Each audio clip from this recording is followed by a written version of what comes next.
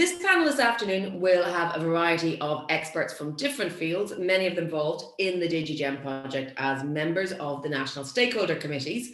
They've been invited to share their perspectives on the impact of digital technologies to set the stage for the next stakeholder dialogues in session 4.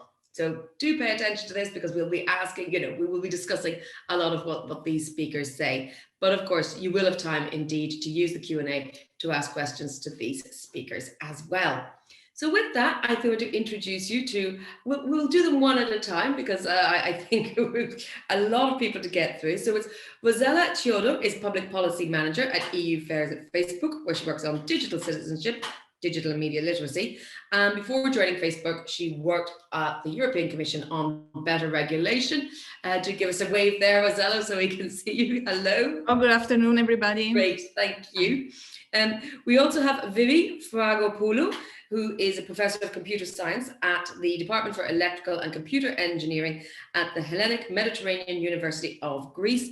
And since 2016, she's been the coordinator of the Greek Safer Internet Centre and is also a member of the Safer Internet Expert Group for Children at the European Commission. Vivi, give us a wave. I can see you there. Thank you very much for joining us.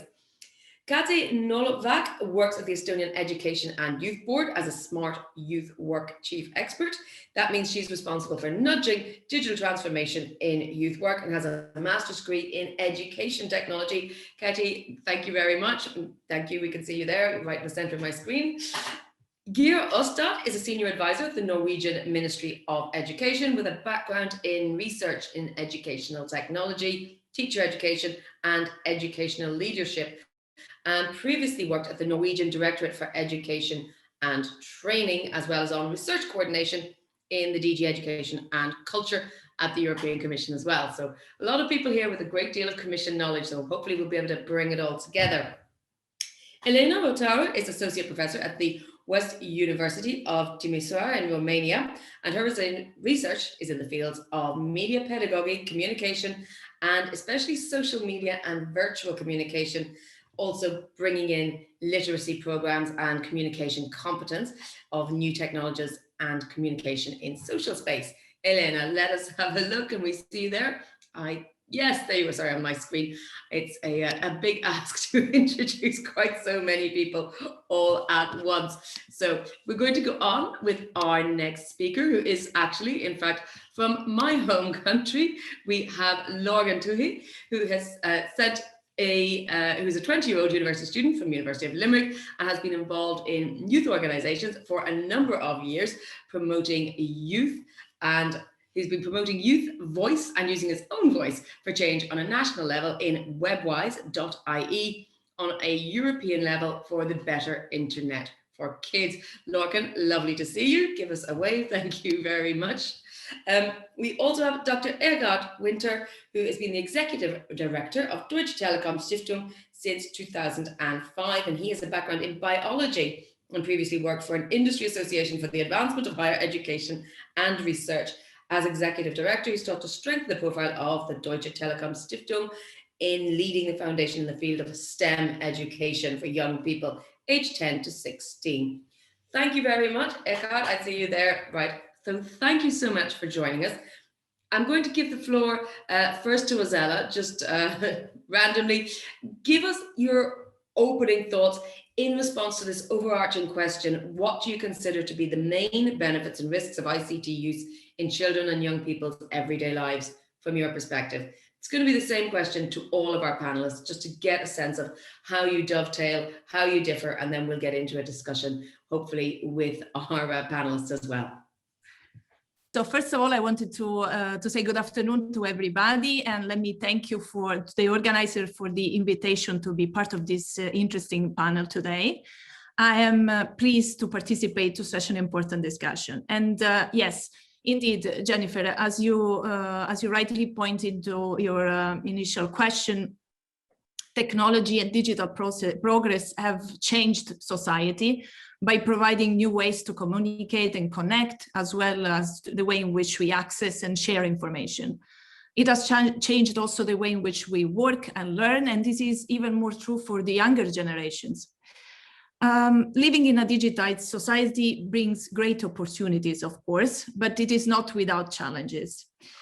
The sheer amount of information available and individuals acting and interacting can make it challenging to foster an online community that is civil, safe, and flourishing. At Facebook, we occupy a front row seat to see the different challenges and opportunities associated with living in a world of social media and technology, obviously. We believe in the power of technology for good, and that an increasingly social and connected world where people can communicate and easily and directly interact can have a positive impact on people's lives. But of course, what we can see from as a social platform, we see that the majority of interactions, more than 100 billion daily on our platform alone, confirm this belief that the interactions and the connections have a lot of opportunities and points towards like positive. But because there is all of us, including young people, that talk to each other, sharing out their lives, their opinion, their hopes, and their experiences. At Facebook, we aim to make sure that young people get sufficient guidance and support to develop the competencies and skills that they need to safely navigate an this increasingly complex and connected digital world. But we also want to empower them to positively influence the communities around them, both online and in person. This, of course, includes helping young generations to discern fact from fictions, to stay safe, to understand how they can manage their own emotions online, how they can engage with each other, how to use social media for social good, and how they can also identify and prepare for digital opportunities. As a social platform, we develop a comprehensive technical response in order to provide all these supporting tools and opportunities, especially to younger generation.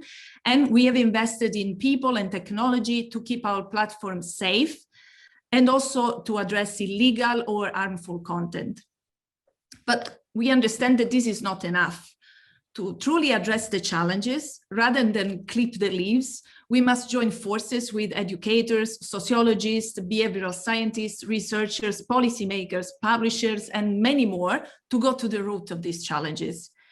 Indeed, we believe that a large part of the solutions lies with citizens, lies with each and every of us, because this the way in which we shape and we act in this shared digital world makes the culture of our interactions online. As a part of this commitment, Facebook has invested in developing digital and media literacy programs and safety resources for over a decade.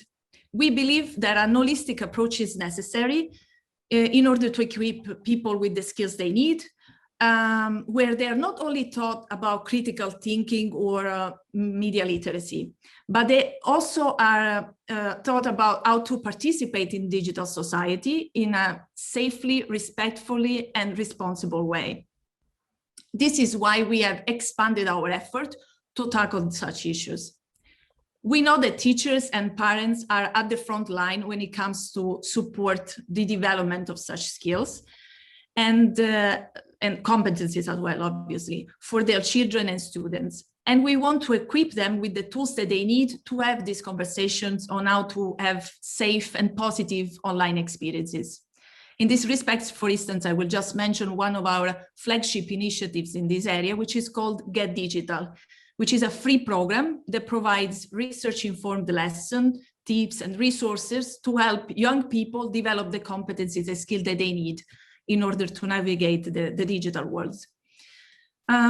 These resources were designed to be used by educators and family at any time, both in the classroom and at home. But they have become even more important as young people spend more time on their devices during this current pandemic, obviously.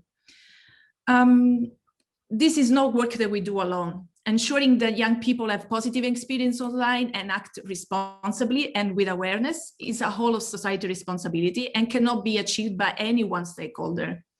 It requires a multidisciplinary strategy involving the full range of stakeholders, from government to industry, to civil society, educators, and citizens themselves. At Facebook, working with in partnership with experts and educators, civil society and government is central to our effort, and we really believe there is a common mission that we all share. And as of today, participating in valuable subject matter discussions as the one that we are having today in this panel represents also for us an important challenge and for better understanding and cooperating together around this topic. Thank you. Thank you very much, Rossella, for those introductory thoughts. Vivi, let me turn now to you, because I know we only have you for a limited length of time, and I really do want to get your input. Respond to the overarching question then about what you see from your perspective as the challenges and the opportunities.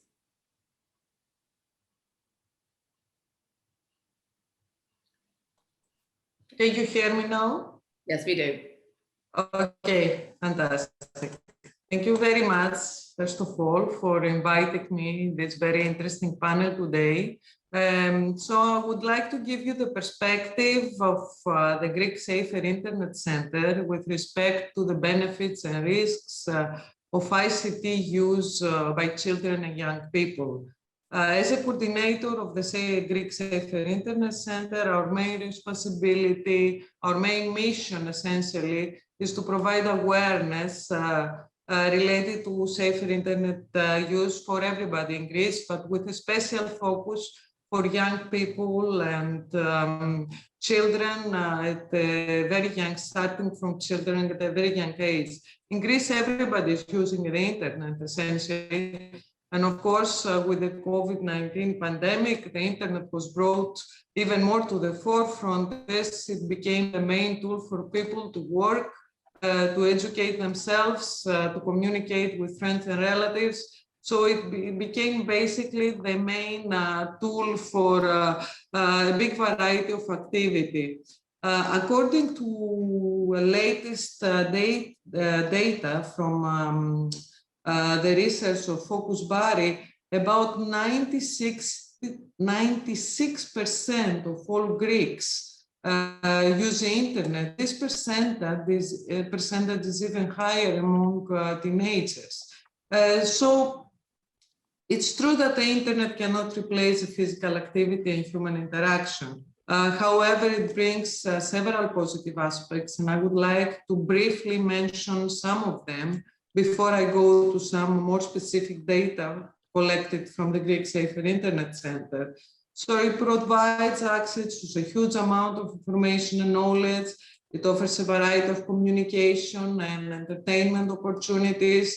It is a space for a free flow of ideas that expands the horizons of users. Children and young people acquire computer-related skills. It offers distance learning and teleworking opportunities, which is something that is going to stay, I believe, after the pandemic crisis is over. It's completely over. So the internet essentially opens up new horizons of knowledge, communication, and entertainment in our lives. And through this, young people are presented with a wealth of opportunities and activities that can enhance their skills and empower their knowledge and creativity. However, the online engagement of young people often comes with significant risks, such as online grooming, addiction, cyberbullying, theft of personal information, misinformation. These are just some of the challenges that today's parents and educators face in order to ensure a safe and quality digital life for their children. Apart from providing awareness, the Greek Safer Internet Center aims to monitor and investigate the rapidly changing national landscape in relation to internet use, internet safety, aiming essentially to monitor to contribute towards improved child protection policies and potentially benefit the development of effective awareness tools, parental controls, and safety regulations. So I'm going to briefly go through the highlights of two large-scale national surveys that were conducted by the Greek Safer Internet Center in the recent years. The first one was conducted in 2018 and the second one in 2019. Both of them were conducted with the approval of the Greek Ministry of Education among 14,000 pupils aged between 10 and 18 years from all over Greece, from actually 500 schools spread in different prefectures around Greece. So these are the largest national surveys concerning internet use and internet safety that were ever conducted in Greece. So I would like to briefly go through the highlights of these surveys, which essentially showed the risks that are faced by children. So initially, the survey showed that almost all children use the internet daily, every day, while 9 out of 10 children own a mobile device, which is essentially a mobile phone. The majority of children start to use the internet at the age of 7 to 8 years old, which is an age which is constantly decreasing over time. 1 in 5 children at the time started to use the internet at the age of 4 to 6 years. Girls are mainly engaged in social networks and boys are more into online gaming. 70% of children start to make use of social networks at an increasingly younger and not permissible age, often creating profiles without the consent of their parent. And this is not only against the policy of the social networks, but this is against, of course, GDPR age, which is set at 15 years of age in Greece. A significant percentage of children put themselves at risk by adopting wrong practices. So this is a survey conducted among children, actually. So this is these percentages that I'm going to mention below. They are declared by children themselves. The questionnaire was anonymous. So 41% of children, of teenagers, accept friends requests from strangers. 21% meet people they got to know online. 14% post very personal photos on the web, and in general share material without thinking of the possible consequences. 1 in 5 children admit to have become the target of online harassment, while 1 out of 3 children believes to have to make excessive use of the internet and to neglect other activities because of it. Yet, from the self-assessment section, it emerges that the largest percentage of children feel confident that they know how to use the internet safely and to cope with emerging risks. Another important point is that parents seem to ignore the importance of setting limits and rules concerning internet use. A positive outcome is that the new generation of parents, those that grew up with the technology, are more actively involved in the first steps, actually, of their children in the digital world. In general, these observations, in combination with the earlier occupation of children with the online world, dictates the need for a more organized treatment of the topic by the educational system, starting education in schools in an organized way, incorporating material into school curricula from the very early age, starting in kindergarten, even preschool. So at the moment that we are speaking in Greece, there is collaboration between the Greek Safer Internet Center and the Ministry of Education in order to introduce internet safety material into the school curricula, which is taught in preschool, kindergarten, and elementary school.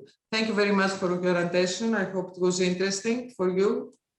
Thanks. Thank you, Vivi. Absolutely. We've already got one question in the Q&A asking, is it possible to get these numbers? If you have a link to that study.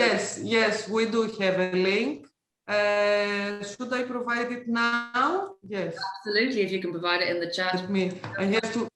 Thank you. That would be great. Okay, I will find it and I will provide it. Thank you very much.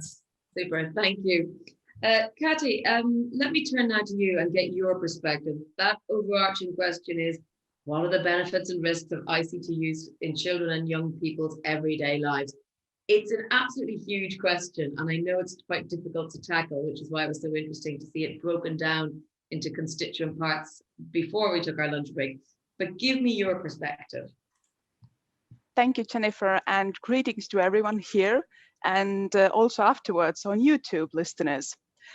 Firstly, let me congratulate you for a successful forum. And secondly, I'm really honored that you invited me to contribute to this session.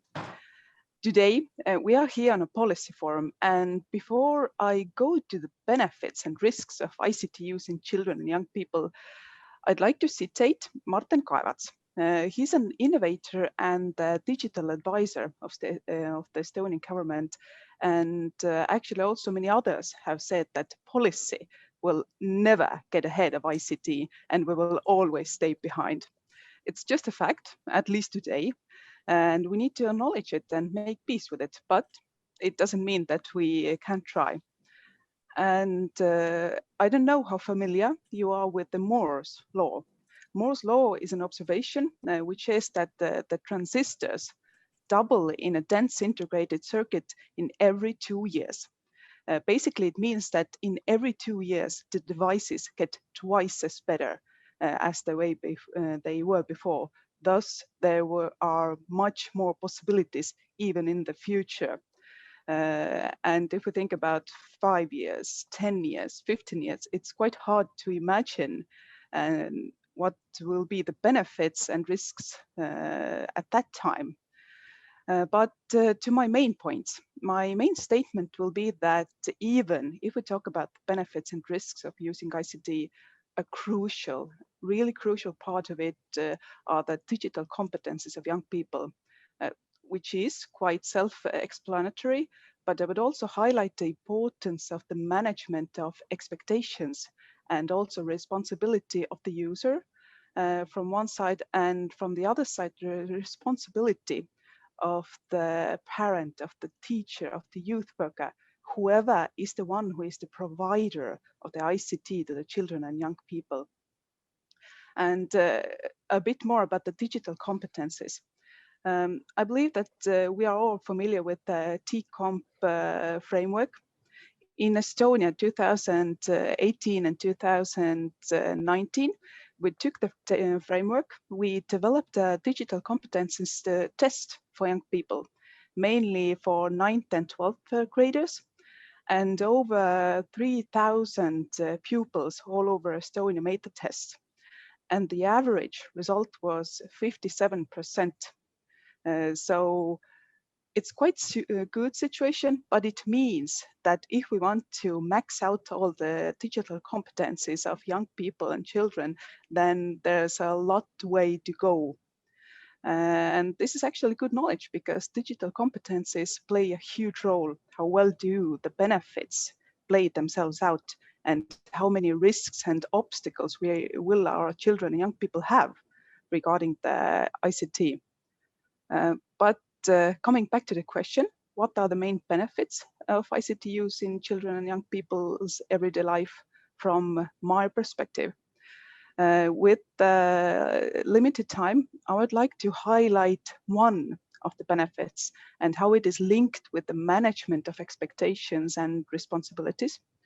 Of course, there is a lot of benefits and risks, and already some were said before me, but I would like to pinpoint out one, and one is knowledge retention, reusing, and upgrading. I don't know about you, but my mother used to store some of my old notebooks and artwork and which I made in school, and it's quite a sweet memory, but I never used those already filled notebooks and my stored knowledge during my studies. The main knowledge source were the teachers and books. Now information and knowledge can come from all sorts of sources, and one sources of channels are our digital devices. Every digital communication leaves a trace. Every digital homework is stored somewhere. We use bookmarks, favorites, we leave likes, we follow people and organizations, etc., etc. So basically, the digital device becomes like a secondary powerhouse of knowledge. But a powerhouse doesn't work automatically. And we have to acknowledge that to work properly, the powerhouse needs to be managed and well maintained. Otherwise, catastrophe will happen. And in this case, we will be lost in the device. We are controlled by the device, not vice versa. We should be the ones who are controlling it, or at least try to control it. Using our digital devices knowingly, storing different knowledge sources systematically creates a situation where we can use our own knowledge, combine it with other people's knowledge, and upgrade it onto a totally new level. But the benefit doesn't manifest itself. We have to work for it. We have to help the children and young people firstly understand the need and benefit of knowledge retention, reusing, and upgrading. We have to scaffold it a bit more in the beginning and less over time, so our young people could be the best managers of their own secondary knowledge powerhouse. And this is something I hope we all do. We scaffold our young people to have a better life in the future. Thank you for listening. Thank you, Kati. There are some really interesting points you've raised there, some of which I feel we could take off in the direction of data protection legislation and really say that, you know, some of those are dealt with. Hopefully, not all our exam results from all our entire lives are stored in an easily accessible database somewhere. But let us move on. Geir, thank you for joining us. Give us your perspective on this overarching question about the risks and the challenges, as well as the benefits. As I said, huge question, but where does it intersect with your work?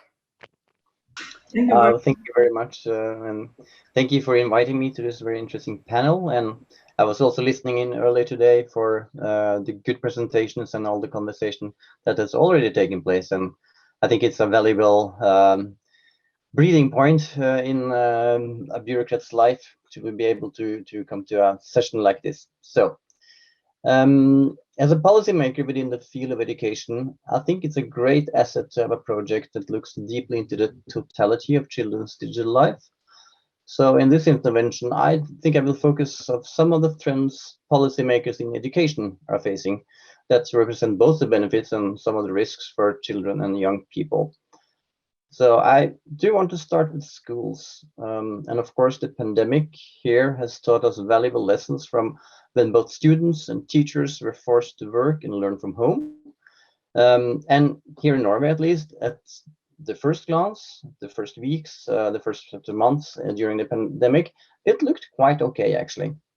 Most schools in Norway were able to, on a relatively short notice, provide digital devices to all students if they didn't already had it. Most schools had or were able to procure video conferencing systems that could be used for online instructions. Most teachers and students agreed that the digital infrastructure was in fact adequate for their needs, and only to a small degree thought that it restricted their school-related work. So I think Norway, as you probably know, is quite privileged digital-wise, and this situation for the schools was of course a major asset for the schools to be able to provide relatively uninterrupted instruction in most subjects, even when the school buildings were physically closed. However, when you do move instruction into the homes of the students, you also become reliant on the household's infrastructure, the digital, the physical, and not to forget actually the social infrastructure of the family. Hence, this kind of digitalized privatization of school-based learning, it affected the children's learning opportunities quite differently. And I do want to put it really bluntly here. Children from well-to-do families with desks in separate rooms, in homes with strong internet connections, and parents that were supportive of schoolwork, well, they fared well. Whereas children from socioeconomically deprived families with inadequate housing facilities and weak internet connections, who had parents incapable of supporting schoolwork, they fared worse. So this was perhaps not very surprising, but the picture is a bit more complex. Even within these groups, we learned that children had different learning outcomes. Academically strong children with the ability for self-regulation and a wide social network, upheld by social media, for instance, they fared well. Some children that for some reason struggle in a normal classroom setting, they could also be better off learning from home. And socially extrovert children with a need of support from the normal classroom setting for structuring their learning and their social interactions, they could be worse off. And all of this was regardless of their household background. So, from these stories, we can draw some lessons. Firstly, we see that schools that have the digital maturity and the organizational capacity to provide the children individualized solutions for their optimal learning conditions, these schools will be well suited for a future where schooling is increasingly digitalized. And secondly, and this is important for me as a policymaker, the digitalization of learning is closely knit within a web of material, social, and psychological factors that spills beyond the traditional borders of primary and secondary education. So if we are going to develop policies for the future, we will have to address this, both in terms of regulation, training, and advice. There is another main theme that goes across all these stories, and that is the story of the theme of privacy and information security. And it became quite apparent during the pandemic that something was brewing here. We got a quite strong indication during the pandemic that school-provided access and systems were not quite up to speed in terms of information security. For instance, quite a few teachers and students were using private laptops and tablets at home for schoolwork. And there was also quite few rapid solutions set up for establishing channels between parents and teachers, for instance, or between schools and other social services for communications that were not quite okay. But we saw also that schools and municipalities took action to mitigate the situation in the course of the pandemic, and that authorities like me, we worked with providers of digital learning materials and solutions to provide a safe and, let's call it, a regulatory sound space for digital learning. But in hindsight, the main challenges still remain. Think about a non-digital school. The teachers there will sit on a large amount of information and tacit knowledge of the students. And this is nothing new. Teachers know the students, who they are, how they progress, and how they develop as a person. But how are we in the future addressing a situation where an increasing amount of information about our children's academic learning, the psychosocial progress, and their individual preferences, in fact, is transferred from the school domain, the teachers' heads, so to speak, they are transferred to private companies? How are we addressing the dilemma between the need for data for the promises of learning analytics, for instance, and the need for data minimization for privacy matters? How do we secure that companies are not exploiting the large amount of private data that is falling into their hands now for commercial purposes, for instance, by selling profiles of our children to other companies? I think I will conclude with an example that was sent recently to the Ministry of Education here in Norway. Esports Esports are promoted in specialized upper secondary schools that provide opportunity for talented young students to pursue high-level gaming at school. Esports are also played on international platforms outside the reach of national or EU regulations concerning privacy. Those of you who are familiar with multiplayer games are aware that oral communication among the players is crucial for success. A school that provides an esports curriculum have now scrutinized the terms of service from one of the game platforms the students are using during school hours.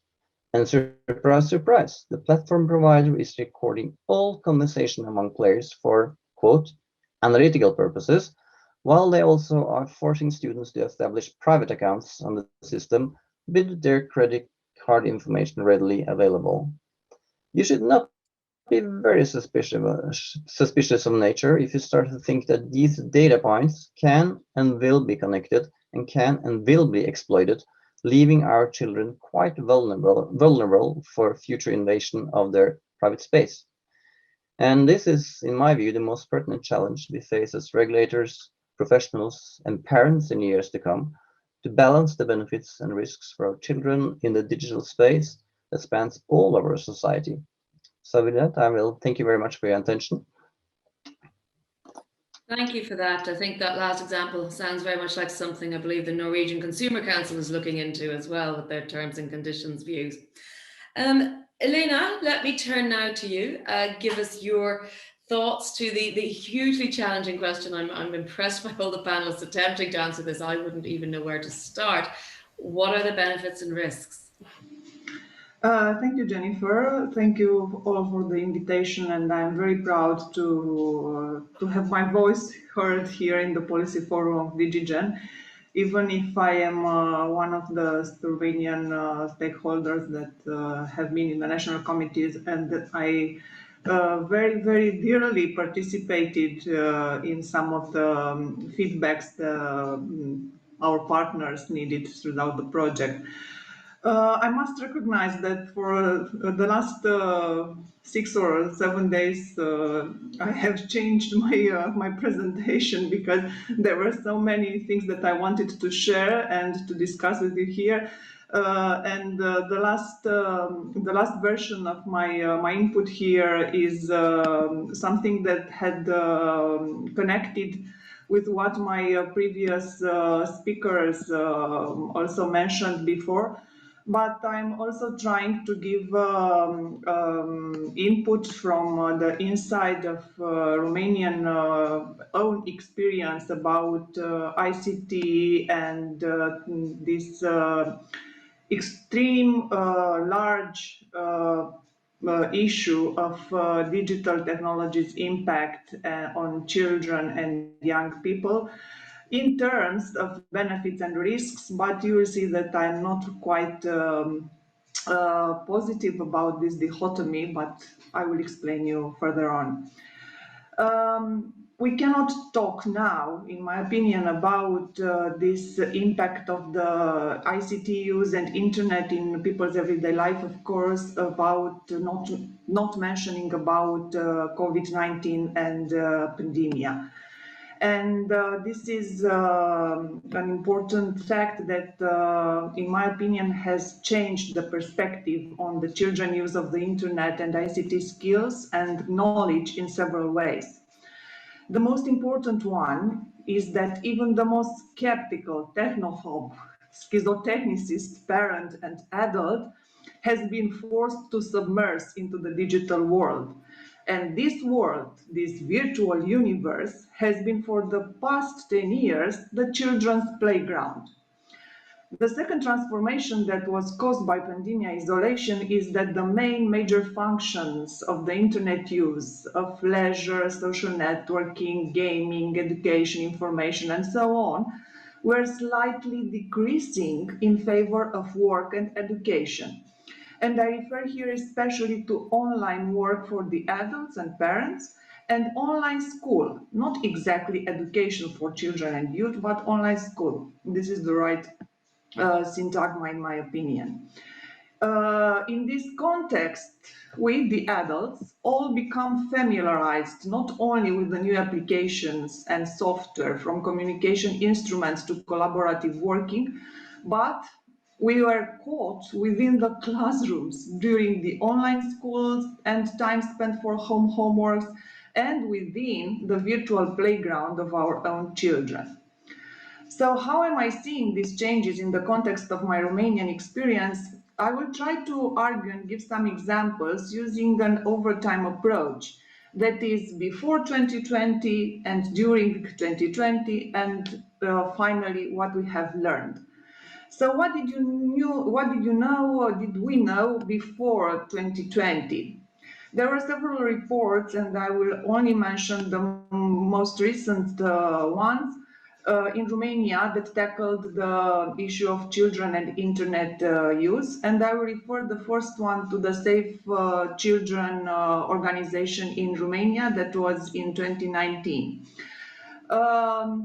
Main source of information for children, of course, was the internet. Children in Romania spent almost 6 hours a day online, 27% in school days and 48% in free days, in weekends and holidays. 73% of the children use internet, but 40% only in classroom within the professor, 78% online during school breaks, and 31% they spent time online during classes, but hiding from the mandatory activities. 40% of the children declared that they were not encouraged by the teachers to use the internet, and approximately 4 of 10 children said that they need to look more for the information received in school using internet. Another study probably that you are all aware of, and you already, most of you have looked into the data, is that study that the report that was realized by the EU Kids Online Romanian team. And I'll only stress two points here. In Romania, 3 of 10 children declared that they often and more than often the teacher suggested ways of safe internet use, and she encouraged them to use the internet to explore and learn new things using the internet. Although the most frequent type of mediation reported was the one that settled rules for the internet use in school as an institution. And only 1 of 2 kids felt limited by the lack of digital skills. What happened during pandemic? And I will highlight some of the results of a sociological survey that addressed the theme of school in pandemia in Romania, and it was realized soon after the lockdown period in April 2020. 90% of the urban area of the respondents had internet. That means that 10% of the subjects had no internet. In the sample, half of them lived in rural area, which in Romania is characterized by a digital deprivation and a digital divide due to the weak connection to facilities, to connectivity, to professional human capital in terms of teachers' digital skills, but not only. And here in the rural area, the percentage is much higher. I will stop only to the primary school children aged between 6 to 11 years old, as they are the largest number of children enrolled in school. So for those children, 10% of the primary school children did not have attended the online school. 30% of them did not have access to technology, including devices. These results can be correlated also with the DESI report of 2020 that places Romania on the last places in Europe on the 4 of 5 indicators that analyzes connectivity, human capital, use of internet services, integration of digital technologies, and digital e-services.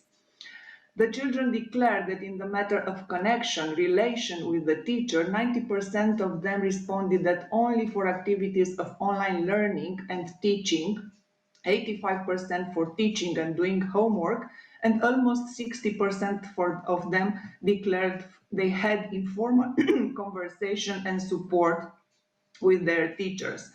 And I know we all know how important is the primary school teacher for children aged in this period.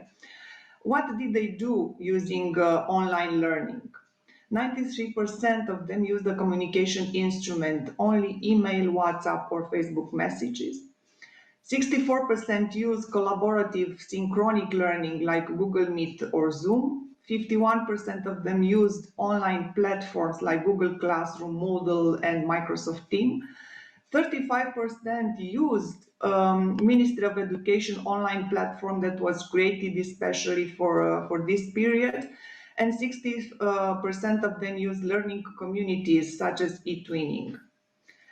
What I want to underline here is that, and I also said before, the time spent online for solving didactic learning tasks and activities was increasing between 2 hours per day to 31% and more than 4 hours per day. And only 10% of the school primary children declared that they spent less than an hour. What I would like to stress here is that we have also to look into what they were doing during those online school. Is what I have observed also to my own daughter is that they were developing their multitasking activities during mandatory online school time, and not only according to their own needs. My own daughter said that she had a COVID vacation during online school time, and also because they, as she can be an example for this, they had actually been caught by the interactive and all the activities for using a laptop or a digital device for education, and not having any other trouble from the parents, for example, to ask to put down the laptop or the smartphone. But I also want to go back to tell you a grassroots experience that I had last year, because after the lockdown period, I went into some urban marginalized area as I read those results from the national survey. And I wanted to see what happened to those 10% of children that were left out. And in one of my communities, that is urban marginalized communities near a small town near Timișoara, I went to see what about those tablets that Ministry of Education said that were sent to those children that had no digital access because of the devices, and what happened to the teachers in that school.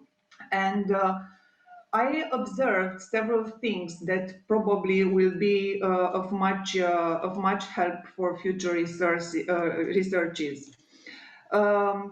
Most of the tablets that were given by the municipalities to the children with low SIS were being late. So after the lockdown period and late in the summer time.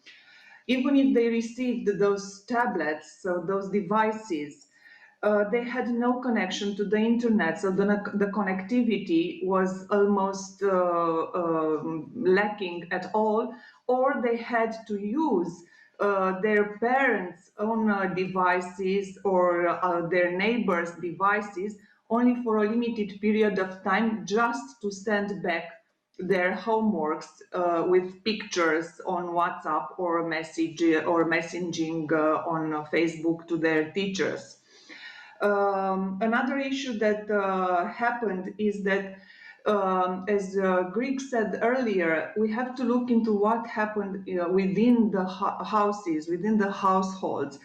Usually they live in 15 square meters, more than 4 or 5 persons. So it was very difficult for them to access the online school time, be having many brothers or other members of the family in the same room. The other issue is that the teachers, for example, had no basic skills, no ICT digital skills to use smartphones or other devices, and they even had a new type of distance education. They put in mail some charts or some homeworks for the children or to the local small shop, and there in the afternoon the family came and picked up their charts and their homeworks. They went home, they did the homework, and then let them back in the post of that boutique. Some of the children, and this is what I have saw at the end of the school, was that they give back their tablets untouched, because those tablets, they thought that they were afraid of some of them, they were afraid not to break them and not to do something wrong because someone told them that they would have to pay for them. They were not, there were only few applications and few softwares that were on those tablets, and they did not like to use those tablets. And in some cases, of course, those tablets were sold by their parents in order to buy something for them or for their families. So, Ileana, can I get you to move on to the final point, just to wrap up, because we've got two other speakers, we're running a little bit late. okay, I will wrap up. Conclusion is that we cannot tackle the issues of risk and opportunities of the ICT use in children and young people's everyday life in a dichotomist manner. We have to look also for the opportunities, for example, the process of reverse mediation, as parents may lag behind their children's digital skills in the age gap.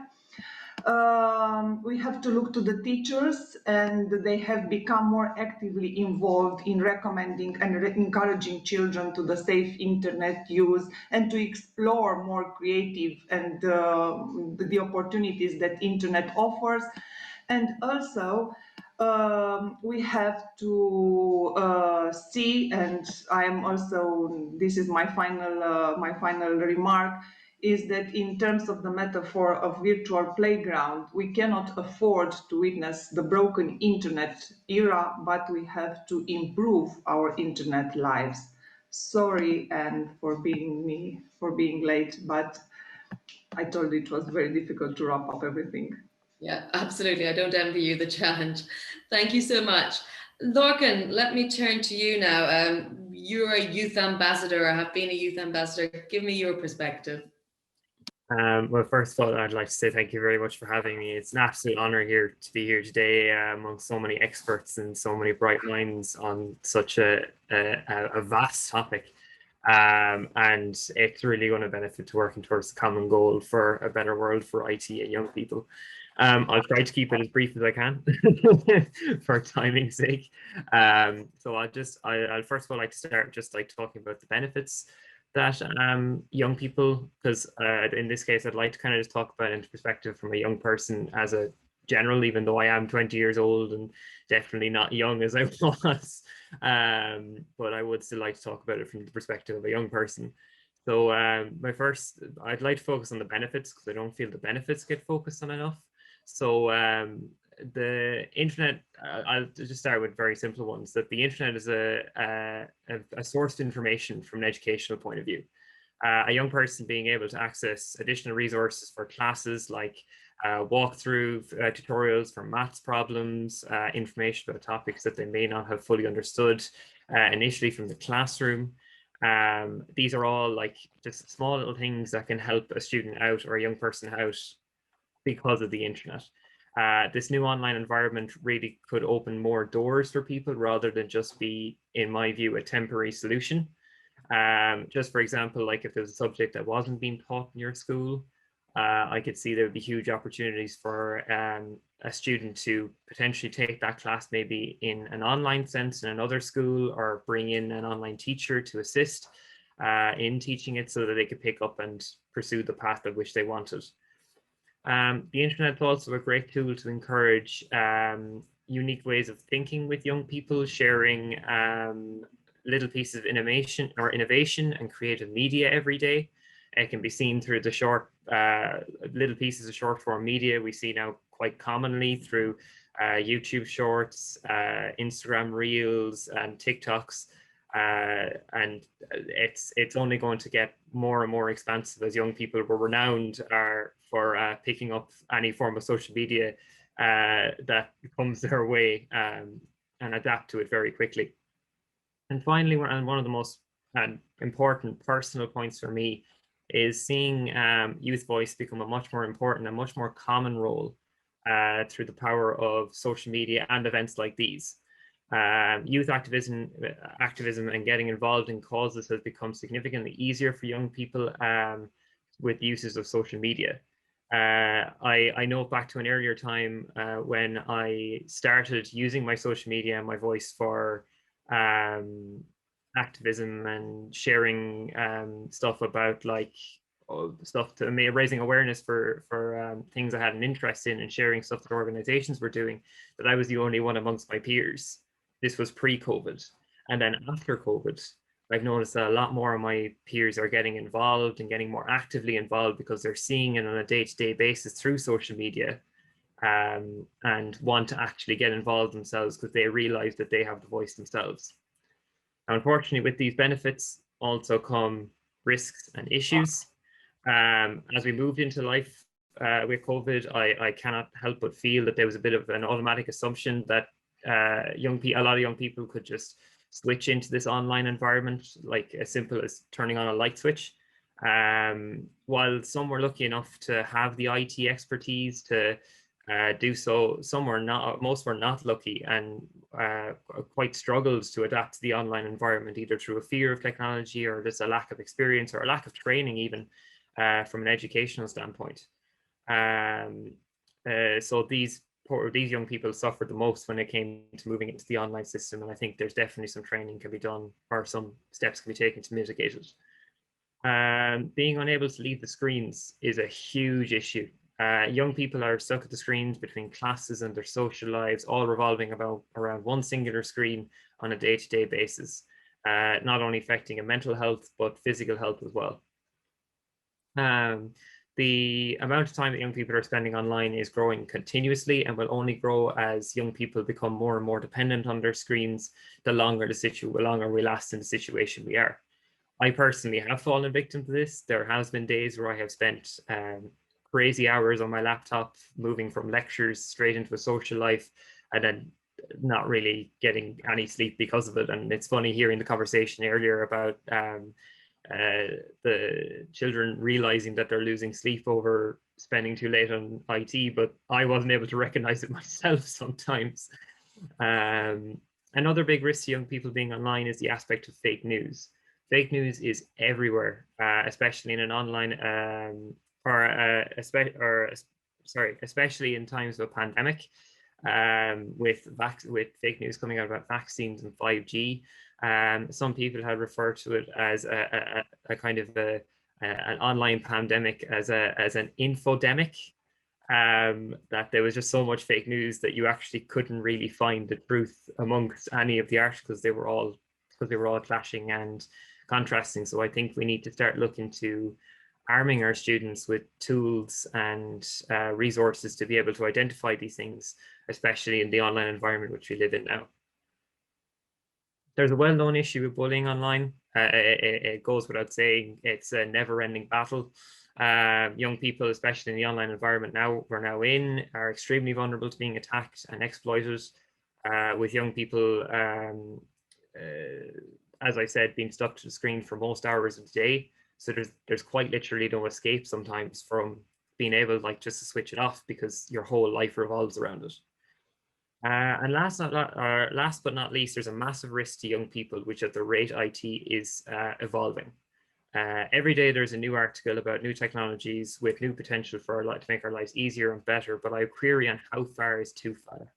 I was recently involved in a research project with JRC with how young people interact with AI and do we understand it and how it works. And I was blown away by how much I thought I was well educated on it. And then, at least until I attended the workshop, where I all of a sudden realized that I most certainly wasn't educated in it and there was a lot I was missing. So having focused on some of the benefits and challenges, I'd like to reiterate some points that Sarah made this morning about digital divide, which is undoubtedly one of the greatest challenges in terms of the opportunity to benefit from the online environment. The OECD highlights how skills play an important role in helping young people to access and indeed safely access the online environment that many of us take for granted.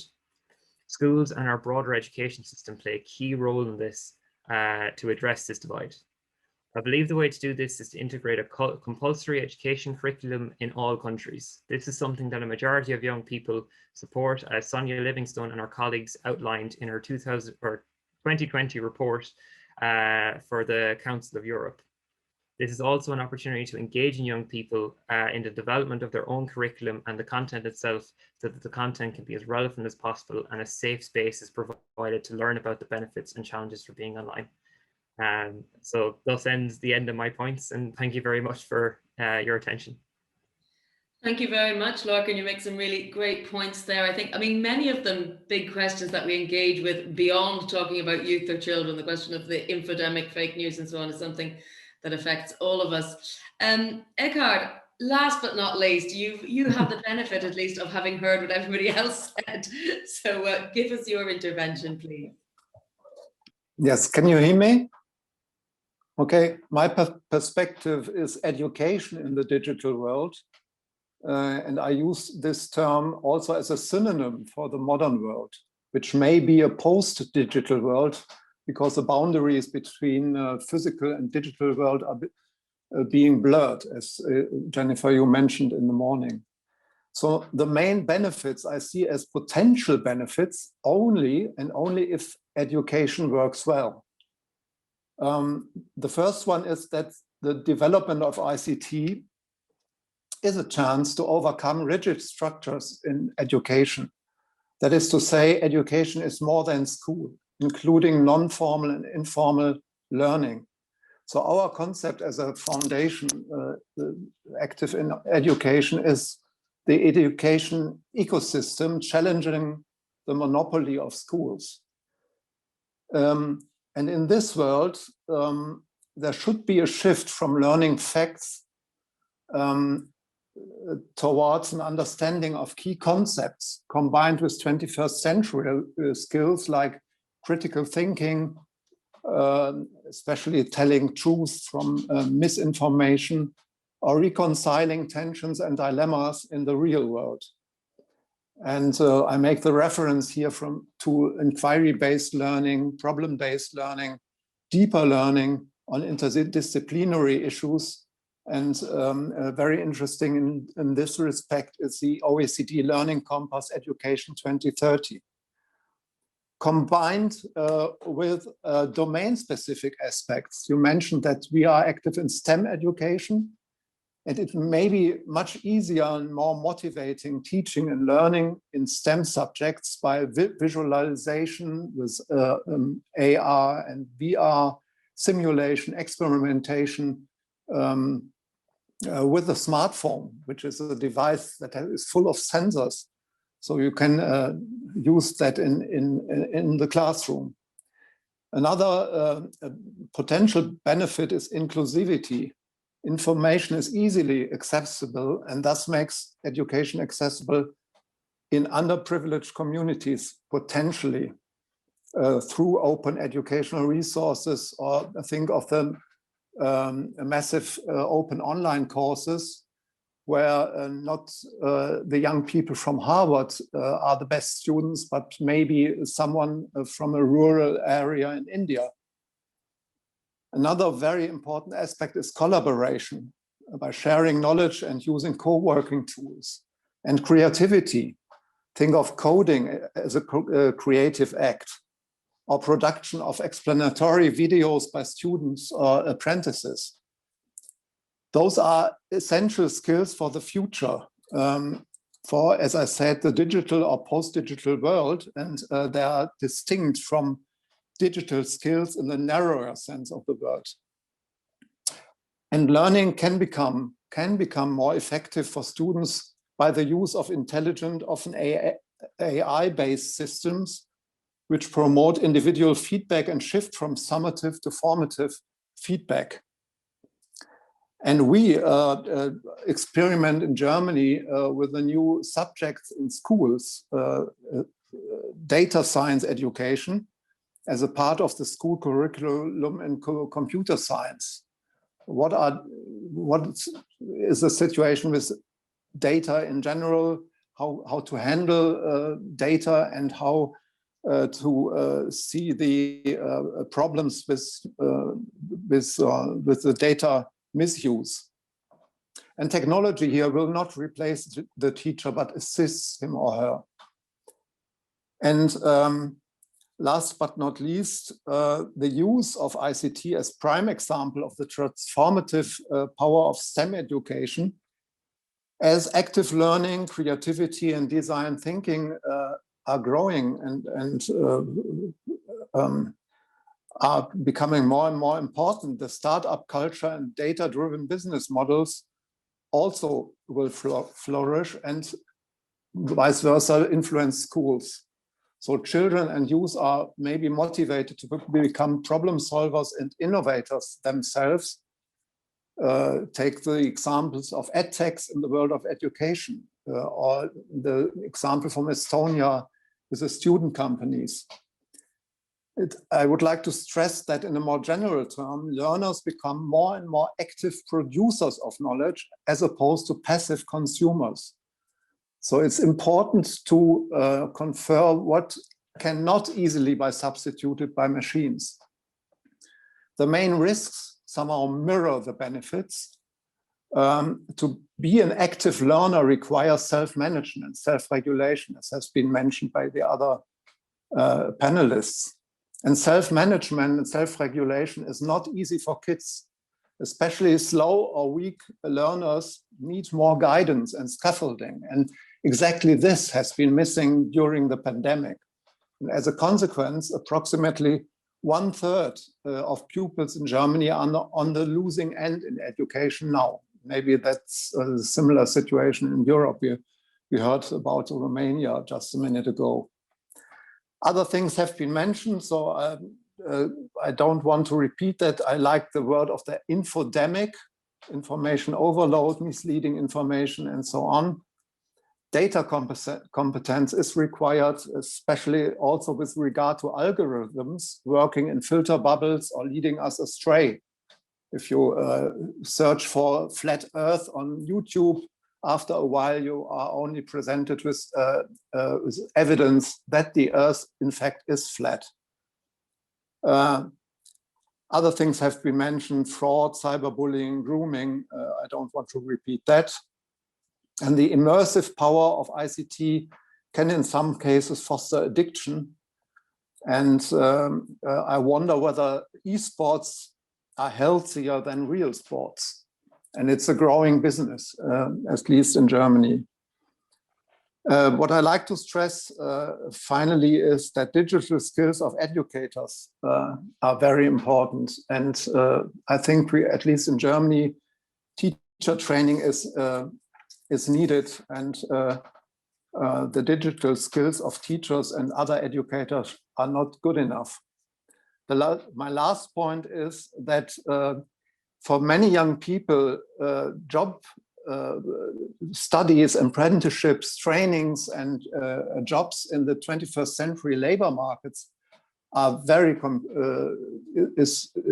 confusing. So we need a new way of career counseling concerning vocational training and university studies, and that must be adapted with regard to the rapidly evolving and volatile job market.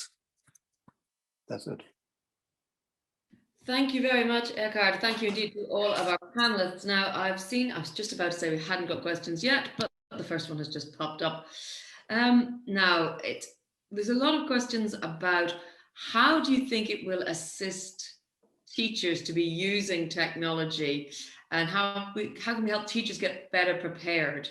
given that we face various challenges. And they've said, this is from Hadla, asking, perhaps Geir could say a bit more about that. So you gave me the word, Jennifer. Yeah. Okay, thank you. So if I read Hadla's question, the challenges that we face in security and how we need to understand. Well, that is actually a very good question. And the problem now is that we are in a regulatory space where we haven't really found ourselves yet. So you all are, of course, aware of the GDPR that was kicked into action a couple of years ago, but also the more recent Schrems II judgments that put a further stress on authorities on how to regulate the market that we are opening up now for companies in our schools. I don't think I can present anything else than a more generalized reflection, saying that we are looking into these things now. We are in Norway. We are putting up a broad commission that is governmental appointed, and that will look into most or as many aspects on privacy and information security questions as possible, and give us some advice. We also see that some of the open questions relating to the GDPR interpretations are now getting closed. But what we struggle to do is to implement this in terms of practical advice towards school owners, schools and teachers, and towards legislation that companies that are providing digital learning resources and the services below that again are going to adhere to. As we can see, many things relating to implementation of GDPR is in fact trust-based. So if you hire a company to provide you a service, they can hire a company that provides sub-services. And in some cases, we have seen that data that was supposedly not going to leave Europe as one of the main things about GDPR is in fact doing that on terms of subcontracting. So we do have challenges that can be solved to a certain degree by regulations, but also must be solved through trust and mutual understanding of interests. Yes, I think I will stop with that. Thank you. Well, as I've mentioned several times already, I'm primarily a technology reporter, and so many of the issues we're discussing today with regards to children are ones that come up, you know, for adults, for the general population, these questions of trust, these questions of infodemics, and even addiction, content addiction as a business model. And one of the things that we always sort of come to at the end of these discussions is there's a need for more education, as though that was the panacea that would solve it all, because quite often what we end up seeing is that there isn't really any point in trying to force a technological solution on a cultural problem. And I wonder if I could get your sense on if there's anything there you strongly disagree with, because we've had a lot of agreement today. Is there anything that any of you have been hearing that you wanted to put your hands up and say, actually, can we roll back on that a little bit? And I will just let any of the panelists respond who wants to jump in and respond. Ekkehard, you have your mic off. I just wanted to add an aspect on AI. We made a study, a kind of desktop research on the situation worldwide, and USA and China are leading there. And the clear tendency is that AI won't replace teachers, but assist teachers to see, for example, in real time, learning problems of their students by in real time automatic assessment of mathematics works or even essays. That's going on, but it won't, as we see it, replace the teacher. That was the remark to the first question that was posed.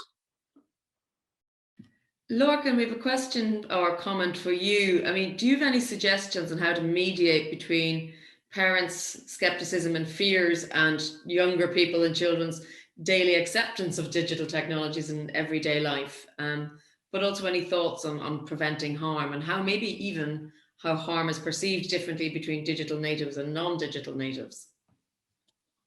I think that's a difficult question to answer because it really does depend. It depends on a number of things. I think,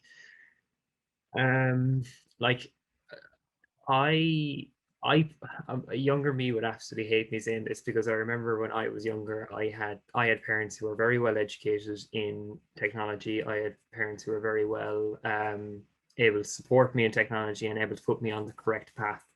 Now, despite my teenage ways of wanting to go against the grain, I understand that it is parents can sometimes as well be afraid to talk to their children about technology simply because it seems like some parents have a thing where they feel they're overstepping the mark by getting involved in someone's, I'm going to say, your phone is your own property, let's say, and you have your own personal data to a certain extent on it.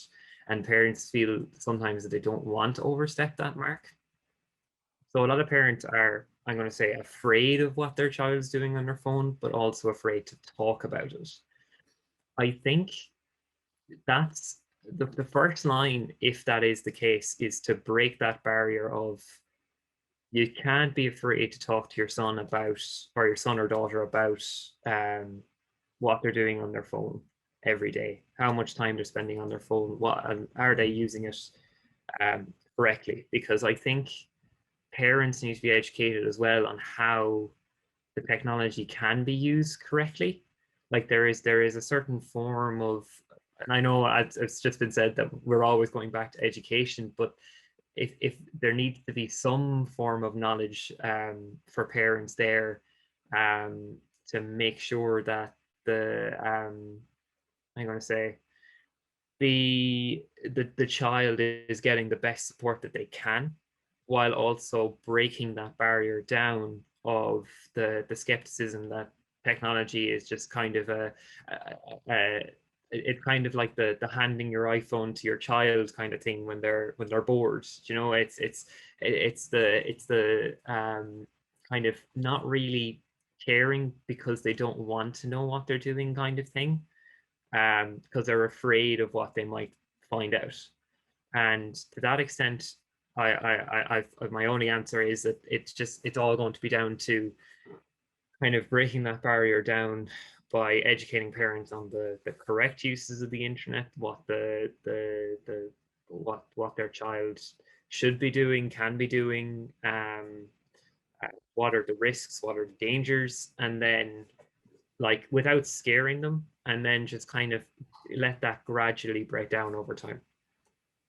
Thank you, Lorcan. I think Tuohy often in our comments is agreeing, I think, with a lot of things you're saying there. Several times today, we've touched upon the differences in how children seem to agree on their parents' rules and how they accept the sayings that screen time is not good for your eyes or the danger of being addictive. But then there's a shift as they go into their teens and their social life depends on screen time. Yeah, nodding heavily at that. I think we all knew that anyway, not unique to the use of technology. Rossella, let me turn to you with a couple of questions. First one, we had a question in our chat asking whether there was any information on how many kids on average or children, teenagers accept requests from people they don't know. I think it may have been something reference to you said or that Vivi said, but if you have any figures on that, that would be great.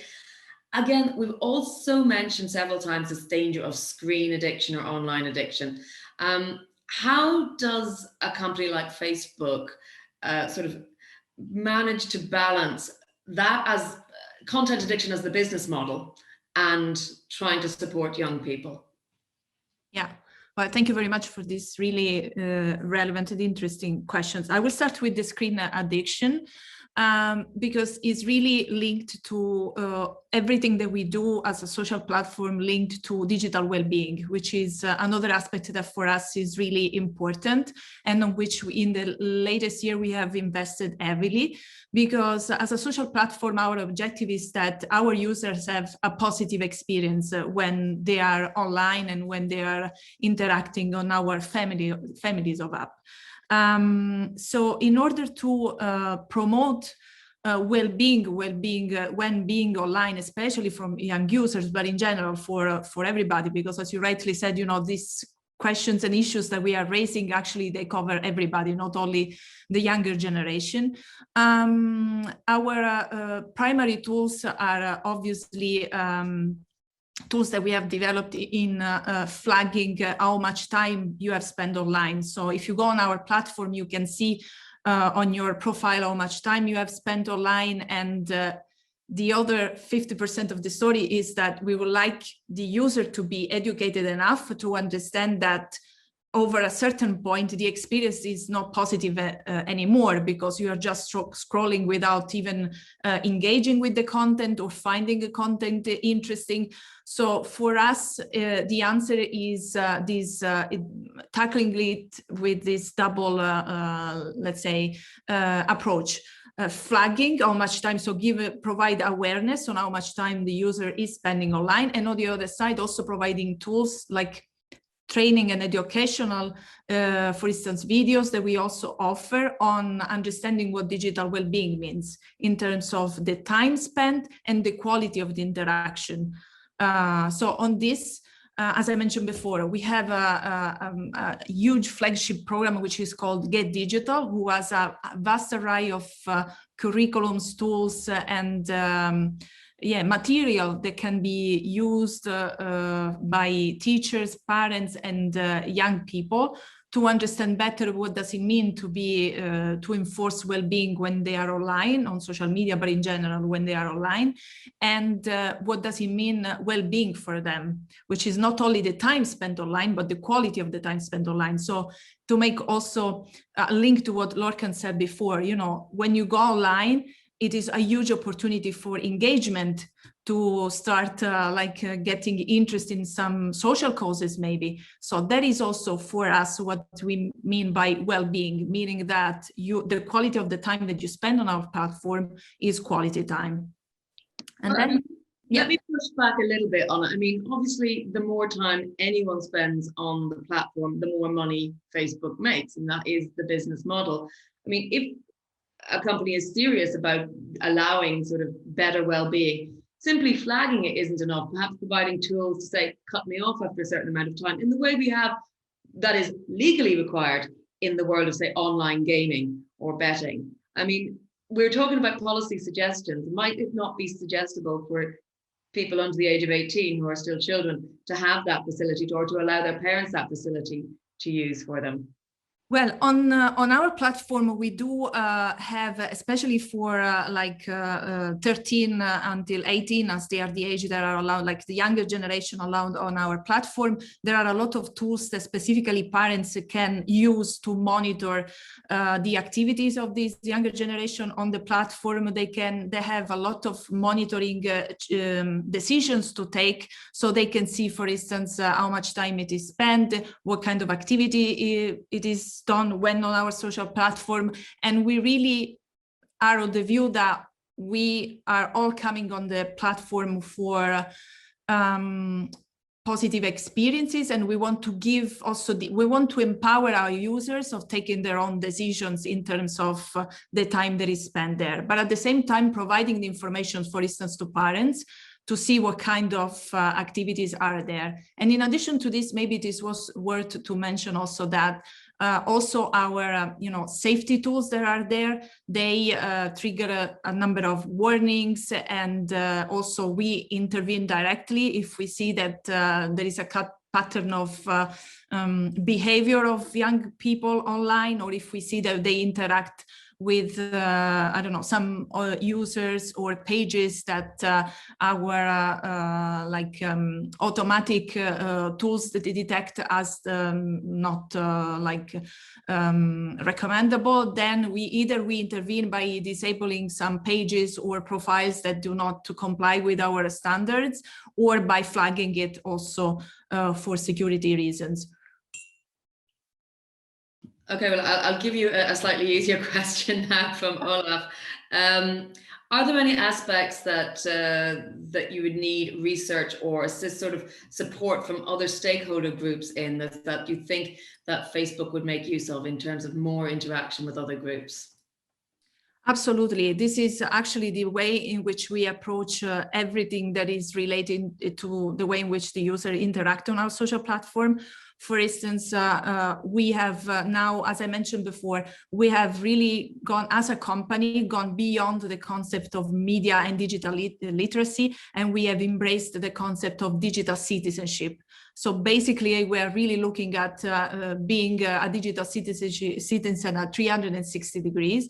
And as I mentioned before, this is a mission of empowering citizens and young generations to interact and be users that are aware, that are competent, they are empowered, that they know with what they are interacting with, that they understand what an algorithm is, and that they know all the choices that they can make for their privacy, for their safety, for the kind of information they see, and to point them out towards alternative resources. And in order to do all of this, we must and we need to partner with a vast array of stakeholders, from the expertise coming from the academia, from the experts and research, policymakers, and also parents, teachers, and civil society in general.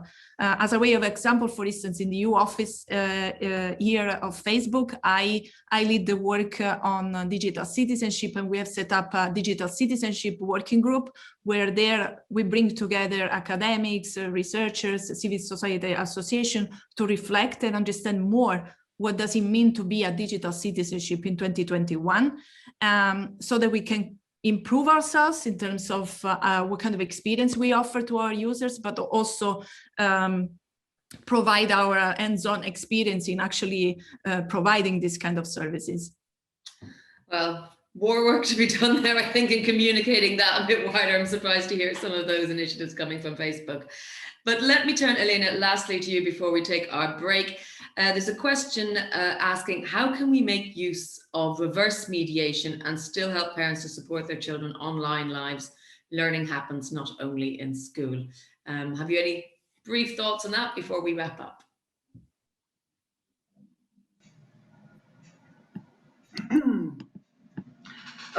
I think that reverse mediation is also a very, very good tool, if I may say so, about intergenerational communication. I have heard before what Rossella said about Facebook and so on. And as a metaphor, I can say that, okay, if the parents are on Facebook, children are not there anymore.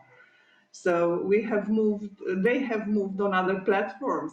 So even if this type of better communication between children, small children, and youngsters, of course, adolescents, there are some platforms or some skills that already have developed, and only in a very, very good and positive way